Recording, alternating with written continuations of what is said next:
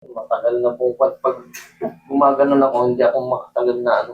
Pag umi-style ka ng parang kumakain. hindi ka makatagal? Hindi ako Wala ka bang mga disgrasya? Wala po. Anong nangyari sa tingin mo?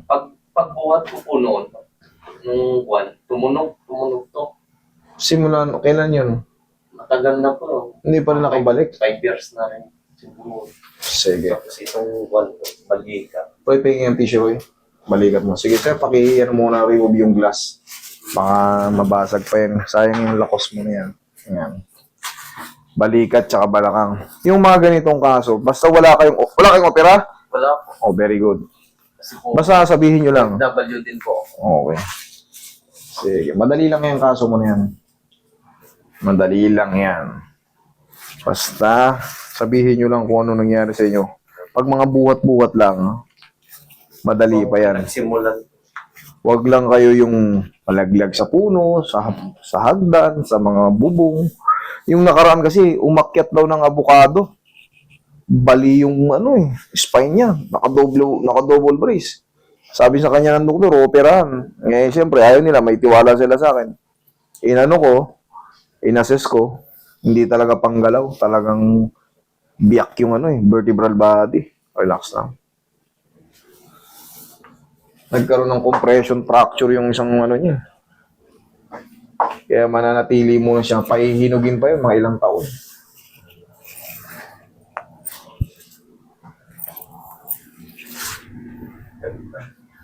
Sumasakit dito. Higa kang patagilid. Mamaya goods na yan. Kuyo-kuyokin kita. Tagilid ka.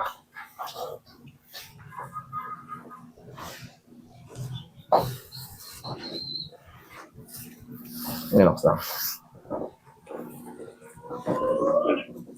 One more. Kabilang side.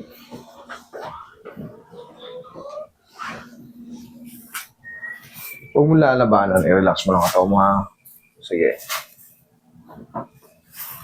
Relax mo lang.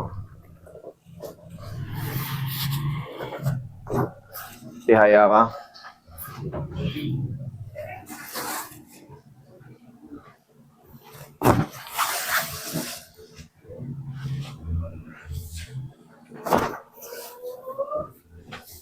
Dapa.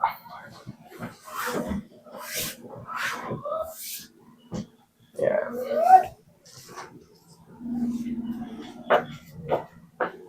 Shh.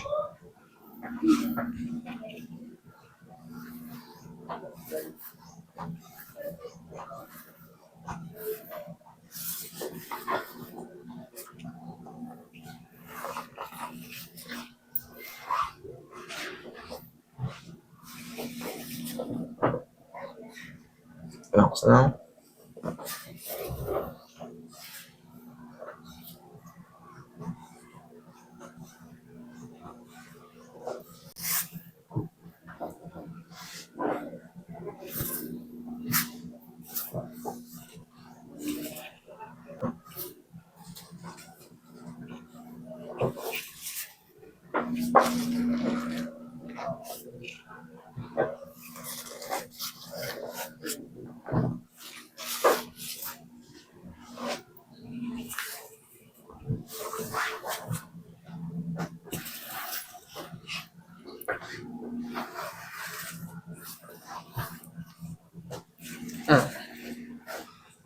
Yeah, Cardine.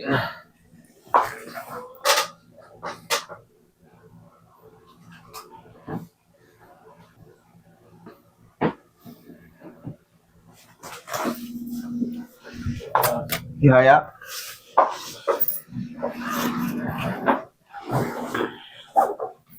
Payment ko dun sa last year lang. Sige po. Lagay sa tiyan yung kamay. Yeah, relax lang. Inhale. Exhale. Diyan lang. Okay, upo.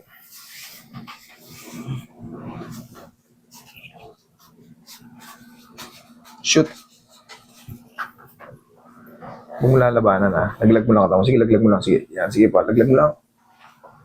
One more. Yeah.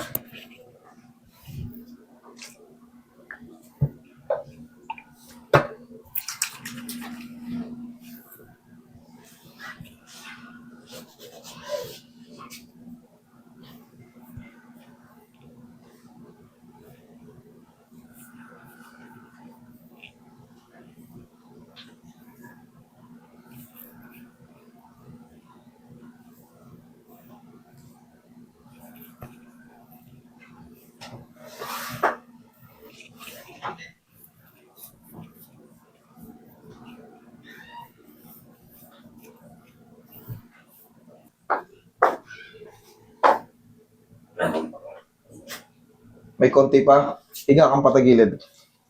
Harap sa akin, dito yun.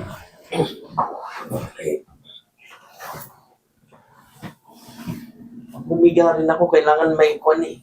May kalso? May kalso eh. Sige. Wala na ba na? Tihaya ka ulit. Guillain-Barré syndrome. Pag-aaralan ko muna.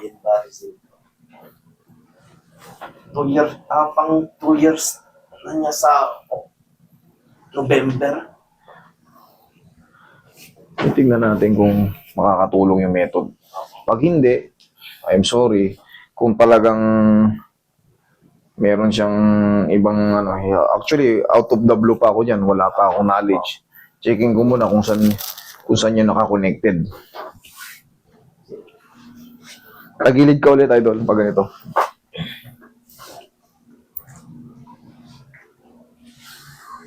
Check mo nga, Roy.